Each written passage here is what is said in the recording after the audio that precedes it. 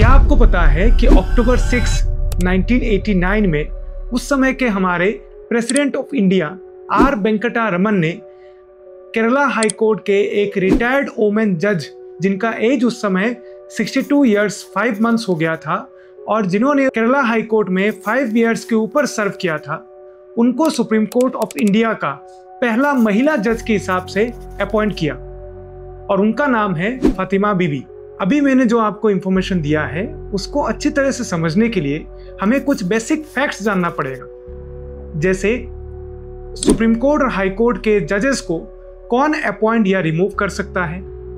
और ये जो आपका अपॉइंटमेंट होता है वो कौन से क्वालिफिकेशन के ऊपर होता है, और एक बार अपॉइंटमेंट होने के बाद इनका टेन्योर कितने एज तक रहता है। हमारे इंडियन कॉन्स्टिट्यूशन का आर्टिकल 124 का क्लॉज 2 एंड क्लॉज 4 में बोला गया है कि सुप्रीम कोर्ट के जजेस का अपॉइंटमेंट और उनका रिमूवल प्रेसिडेंट ऑफ इंडिया के ऑर्डर से या प्रेसिडेंट ऑफ इंडिया ही करते हैं। इसी तरह अगर हम हाई कोर्ट के जजेस का अपॉइंटमेंट और रिमूवल का बात करें तो आर्टिकल 217 का क्लॉज 1 एंड आर्टिकल 217 का क्लॉज 1 में जो सब क्लॉज बी है उसमें यह बोला गया है कि हाई कोर्ट के जजेस का अपॉइंटमेंट और रिमूवल दोनों ही प्रेसिडेंट ऑफ इंडिया ही करते हैं। आपको बहुत समय कंफ्यूजन हो सकता है कि हाई कोर्ट के जजेस का अपॉइंटमेंट गवर्नर कर सकते हैं, बट ऐसा नहीं है, क्योंकि हाई कोर्ट के जजेस का पोस्ट कॉन्स्टिट्यूशनल पोस्ट है और मैक्सिमम कॉन्स्टिट्यूशनल पोस्ट का अपॉइंटमेंट प्रेसिडेंट ऑफ इंडिया के द्वारा ही किया जाता है। अभी अगर हम सुप्रीम कोर्ट का जज बनने के लिए क्या क्वालिफिकेशन चाहिए उसका अगर बात करें तो आर्टिकल 124 का जो क्लॉज 3 है उसमें यह बोला गया है कि आपको इंडिया का सिटीजन होना पड़ेगा, और ये तो कॉमन सेंस का बात है, ये तो होना पड़ेगा। उसके बाद आप अगर हाई कोर्ट के जज हो जिन्होंने मिनिमम 5 इयर्स तक एक हाई कोर्ट या एक से ज्यादा हाई कोर्ट में सर्व किया है तो आप एलिजिबल हो टू बिकम द जज of the supreme court of India. और इसका एग्जाम्पल हम फातिमा बीबी के अपॉइंटमेंट से ले सकते हैं, क्योंकि उन्होंने केरला हाई कोर्ट में 5 इयर्स 9 मंथ्स तक सर्व किया था। उसी की वजह से उनको सुप्रीम कोर्ट ऑफ इंडिया का पहला महिला जज के हिसाब से अपॉइंट किया गया था। अभी अगर आप नेक्स्ट पॉइंट की तरफ जाओगे तो देखोगे लिखा हुआ है कि कोई अगर हाई कोर्ट का एडवोकेट है,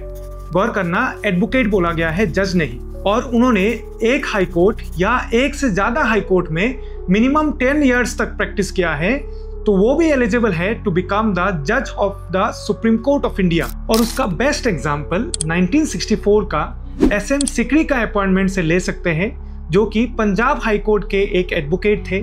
और वो देश के पहले एडवोकेट थे किसी हाई कोर्ट के जिनको सुप्रीम कोर्ट ऑफ इंडिया का जज के हिसाब से अपॉइंट किया गया था। और जो सेकेंड एडवोकेट है जिनको 2018 में सुप्रीम कोर्ट का जज बनाया गया, उनका नाम है इंदु मल्होत्रा, और इंदु मल्होत्रा इंडिया के फर्स्ट वोमेन एडवोकेट हैं जिनको सुप्रीम कोर्ट ऑफ इंडिया का जज बनाया गया था। सॉरी, मैंने वीडियो के मिडिल में इंटरप्ट किया, बट जब भी हम कोई वीडियो बनाते हैं या कंटेंट रेडी करते हैं, हमारे बैक ऑफ द माइंड में यही रहता है कि वो जो कंटेंट है या नॉलेज है वो आपके कॉम्पिटिटिव एग्जाम में हेल्प करे और साथ में वो इंटरेस्टिंग भी हो। इसलिए हम बहुत रिसर्च करते हैं, बहुत मेहनत करते हैं। इसलिए हमें कॉन्फिडेंस प्रोवाइड करने के लिए या हमारे चैनल को ग्रोथ कराने के लिए प्लीज़ हमारे चैनल को सब्सक्राइब कीजिए, और अगर अच्छा लगे तो हमारे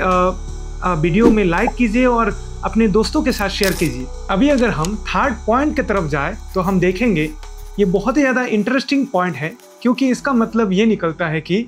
कोई अगर हाई कोर्ट का जज नहीं है, ना तो वो हाई कोर्ट का एडवोकेट है, पर तब भी उनको प्रेसिडेंट ऑफ इंडिया के द्वारा सुप्रीम कोर्ट का जज बनाया जा सकता है, इस बेसिस के ऊपर कि प्रेसिडेंट ऑफ इंडिया के नज़र में वो एक डिस्टिंग्विश्ड जूरिस्ट है। इसका सिंपल मतलब ये हुआ कि कोई अगर लॉ का स्कॉलर है या तो कॉन्स्टिट्यूशन का एक्सपर्ट है, उनको भी सुप्रीम कोर्ट का जज बनाया जा सकता है। इस एलिजिबिलिटी के ऊपर अभी तक किसी को अपॉइंट नहीं किया गया है,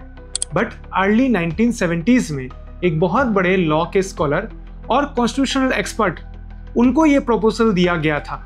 बट उन्होंने पोलाइटली इसको ना कर दिया। वो कॉन्स्टिट्यूशनल एक्सपर्ट कौन थे, और 1973 का केशवानंद भारती केस और basic structure of Indian constitution का ये जो कॉन्सेप्ट है, इसके साथ इनका रिलेशन क्या था, उसको समझने के लिए हमने उनके ऊपर पूरा एक इंफॉर्मेटिव वीडियो बनाया है, उसको जाके आप देख सकते हो। अभी अगर हम सुप्रीम कोर्ट और हाई कोर्ट के जजेस का एलिजिबिलिटीज को कंपेयर करें तो हम देखेंगे कि दो एलिजिबिलिटीज कॉमन है। एक तो है सिटीजन ऑफ इंडिया एंड दूसरा है कि किसी को भी अगर हाई कोर्ट का या सुप्रीम कोर्ट का जज बनना है तो उनको हाई कोर्ट का एडवोकेट होना पड़ेगा for the minimum of 10 years. अभी अगर हम हाई कोर्ट के जजेस का दूसरे एलिजिबिलिटी की तरफ जाए तो हम देखेंगे वहां पे लिखा हुआ है कि कोई अगर हाई कोर्ट का एडवोकेट नहीं है बट उन्होंने मिनिमम 10 साल तक किसी भी जुडिशियल ऑफिस में अगर सर्व किया है तो उनको भी हाई कोर्ट के जज के हिसाब से अपॉइंट किया जा सकता है। जैसे फातिमा बीबी ने 25 साल तक केरला के लोअर कोर्ट्स को सर्व किया था फ्रॉम 1958 टू 1983 एज सबऑर्डिनेट जज,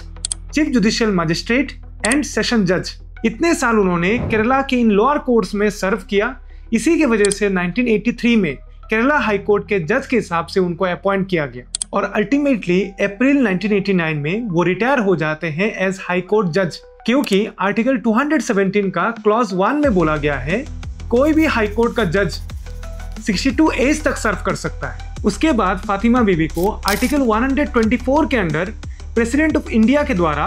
अक्टूबर 6, 1989 में सुप्रीम कोर्ट ऑफ इंडिया का पहला महिला जज के हिसाब से अपॉइंट किया जाता है, क्योंकि उन्होंने 5 इयर्स के ऊपर सर्व किया था in Kerala high court from 1983 to 1989। Ultimately 1992 में वो रिटायर हो जाते हैं फ्रॉम सुप्रीम कोर्ट, क्योंकि 1992 को उनका एज 65 हो जाता है। और हमें पता है कि आर्टिकल 124 का क्लॉज 2 में लिखा हुआ है कि कोई भी सुप्रीम कोर्ट का जज 65 एज तक ही सर्व कर सकता है। अभी हम एक फ्यूचरिस्टिक रियलिटी की तरफ जाते हैं जो इस स्टोरी से लिंक है। फातिमा बीवी को जब 1989 में सुप्रीम कोर्ट का जज बनाया गया, उस समय सुप्रीम कोर्ट के चीफ जस्टिस थे E.S. वेंकटरमैया, और E.S. Venkataramiah 19 chief justice of India थे और उनका बेटी अभी सुप्रीम कोर्ट के जज है जिनका नाम है बीबी नागरत्ना। प्रेजेंटली बीबी नागरत्ना 5th सीनियर मोस्ट जज है सुप्रीम कोर्ट के। इसी की वजह से 23 सितंबर 2027 में बीबी नागरत्ना इंडिया के first women chief justice of India बनेंगी। But chief justice of India के पोस्ट में वो खाली 36 डेज रहेंगी, क्योंकि अक्टूबर 30, 2027 में उनका एज 65 हो जाएगा। बीबी नागरत्ना ने बहुत सारे फेमस केसेस में या इंपॉर्टेंट केसेस में अपना वर्डिक्ट दिया और उनमें से 2 फेमस केसेस हैं, 2016 का फेमस डिमोनेटाइजेशन केस और 2024 का फेमस बिल्किस बानो केस।